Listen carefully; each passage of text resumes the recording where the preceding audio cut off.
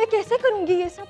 तुम वहां जाओगी, वहां पे फुप्पो होंगी, वहां पे आधे लोग, हम कैसे करेंगे? मैं तो नहीं कर सकती, तुम्हें वहां पे सारे काम करने पड़ेंगे, तुम्हें बर्तन भी धोने पड़ेंगे, तुम्हें घर के भी काम करने।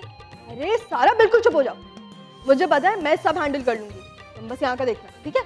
ये मैच्योरिटी जो आपकी अदाकारी में नजर आती है आमतौर पे आपकी उम्र के लोगों में नहीं होती। दरअसल ये मैच्योरिटी आने की सबसे बड़ी वजह क्या है? मैं किताबें बहुत पढ़ती हूँ, तो हो सकता है उसकी वजह से। बेटा किसी शूटिंग ते लेट हो जाए तो रोन तो नहीं लग पैंदी? नहीं मैं अम्मी को जाना।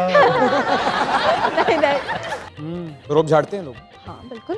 कैसे? क्योंकि उम्र का भी है ना इसमें कि अच्छा ये कल की बच्ची हमें सिखाएगी, ये वाली बात भी थोड़ी सी आ जाती है, तो उन लोगों से हम दूर रहते हैं। अरे क्या बात, क्या बात। पूरे 2 साल के बाद मुलाकात हो रही है। जी। इन 2 सालों में देखे कितना कुछ बदल गया। उन्होंने दोनों दे सिर उजड़ गए।